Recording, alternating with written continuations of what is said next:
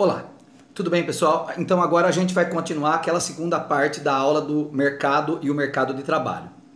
A gente tinha parado a aula passada nesse slide que a gente estava falando na taxa de desemprego logo após aí a crise de 2008, o estrago que a crise de 2008 tinha feito no mercado de trabalho no mundo, tudo bem? Então, essa crise acabou gerando um desemprego acentuado. Bom, o que seria o desemprego, né, pessoal? O desemprego é a situação de ociosidade involuntária que se encontra a galera que compõe a chamada força de trabalho de uma nação. Ou seja, eu estou parado não porque eu quero, eu estou parado porque existe uma situação que me levou a estar desempregado. Bom, quando a gente analisa o Brasil, gente, no Brasil a questão do emprego é analisado por dois órgãos, né? O IBGE, que faz uma análise um pouco mais simples sobre a questão da taxa de desemprego e assim por diante, né, e de pessoas empregadas, e o DIEESE, que também faz esse levantamento do desemprego.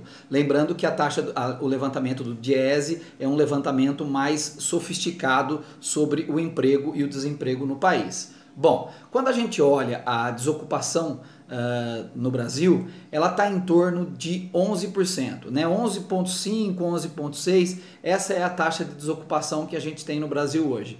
Quando a gente fala nessa taxa de desocupação, gente, né? Inclusive aqui você está vendo aqui, ó, tá certo? O desemprego maior é entre os jovens, né? Você vai conseguir analisar isso. Gente, peraí, vou tentar pôr num lugar aqui que dá para vocês verem, tá? Então você está olhando a taxa de desemprego, ela acaba sendo maior entre os jovens é que sentem mais o desemprego, né? Quando a gente olha no Brasil, então esse número está em torno de 11 para 12% e nós estamos falando em torno aí de 12 milhões de desempregados. É bom a gente lembrar que esse número de 11 para 12 milhões de desempregados, ele seria referente à questão aí dos números sem a pandemia, né? Com a pandemia, esses números vão acabar ficando muito maiores, esses números vão acabar ficando muito mais expressivos. E vocês estão percebendo aqui pela tabela que o número de desempregados, a taxa de desemprego entre os jovens, ela acaba sendo sempre mais significativa porque os jovens eles têm menos experiência, portanto são menos aproveitados pelo mercado de trabalho. Bom, tanto que o governo federal tem até um programa para tentar agora incentivar a contratação de jovens, fazendo aí uma série de leis que favoreçam a contratação de jovens. Realmente é um problema mais sério mesmo, numericamente falando. Bom, nós estamos vivendo agora, né, em 2020, a crise do coronavírus. E a crise do coronavírus, ela ajuda a gente a entender uma coisa que vinha por pesquisa, mas que agora pela crise da pandemia a gente vai entender melhor. O governo federal aprovou um programa emergencial de dar R$600 para cada pessoa que se encontra numa situação aí de informalidade. Então, as pessoas que têm um chamado emprego informal, com a questão da pandemia e com a necessidade de ficar em casa na pandemia, porque a forma como os países encontraram para segurar o avanço do coronavírus seria ficar em casa, essas pessoas que trabalham autônomas, elas não têm como ganhar o seu salário. Então o governo aprovou uma ajuda de R$600 para cada uma dessas pessoas, né? Serão 3 parcelas de R$600 para ajudar esses trabalhadores. E o governo pediu para que as pessoas se cadastrassem, né? Fizessem um cadastro para poder receber esses R$600. Gente, só para vocês terem uma ideia, agora no dia 28 de abril de 2020, só para a gente demarcar em que momento nós estamos falando isso, o governo já tinha pago para 44 para 45 milhões de brasileiros esse auxílio emergencial de R$600. Esse dinheiro vai para trabalhadores informais, microempreendedores individuais, autônomos e desempregados. Então, só para vocês terem uma ideia do quão há o número de pessoas que estão nessa condição de subemprego, de desemprego dentro do Brasil.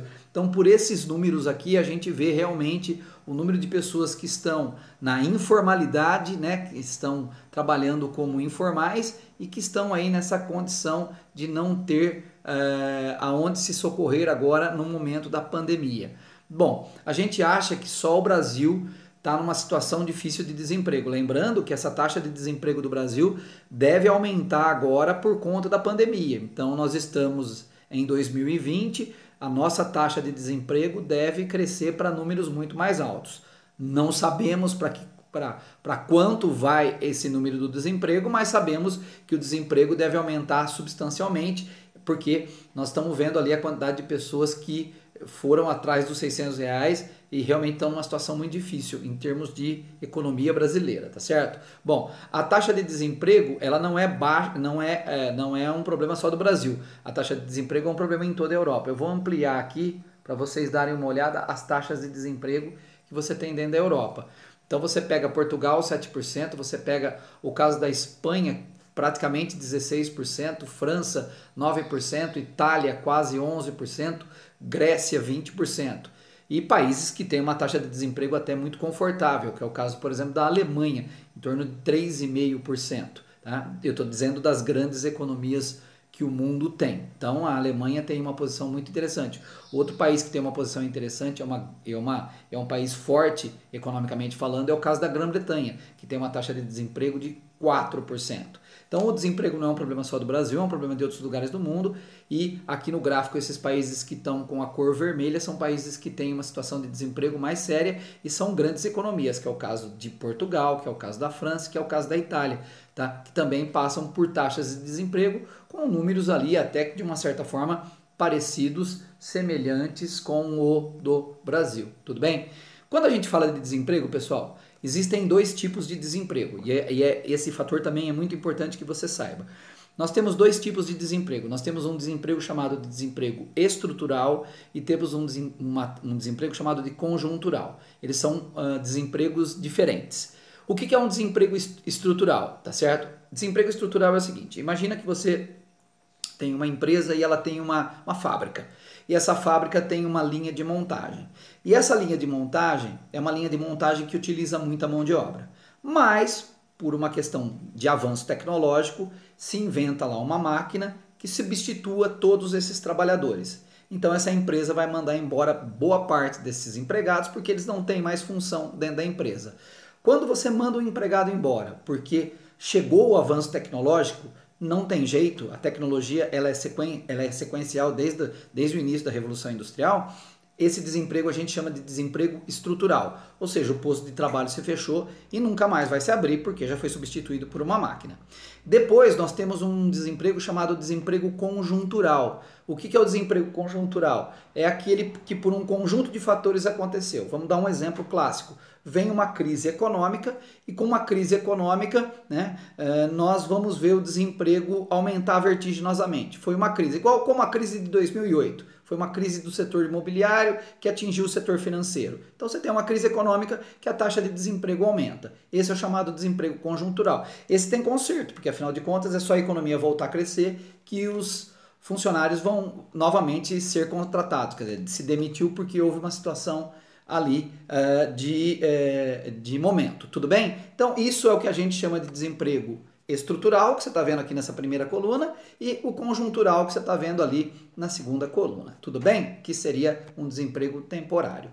Bom, o Brasil tem um problema muito sério mesmo, que a gente tinha falado ali atrás, né, dado uma deixa ali atrás, quando a gente falou da pandemia, que é o número de trabalhadores informais. Nós estamos falando que o Brasil tem em torno de quase 40 milhões de trabalhadores que estão encaixados dentro do chamado trabalho informal, ou seja, pessoas que muitas vezes trabalham à margem da lei, são pessoas que não têm, por exemplo, carteira de trabalho e não têm nenhum direito trabalhista. O Brasil tem um problema muito sério relacionado a isso. Com a pandemia isso aparece mais fortemente porque não estão ligados a nenhuma empresa, são trabalhadores informais que trabalham, por exemplo, dessa forma que você está vendo aí. Isso é uma desorganização do nosso mercado de trabalho e também associado com as elevadas taxas de desemprego. O desemprego também leva as pessoas à informalidade. Tudo bem? Bom, a gente vai parando por aqui. Valeu, moçada!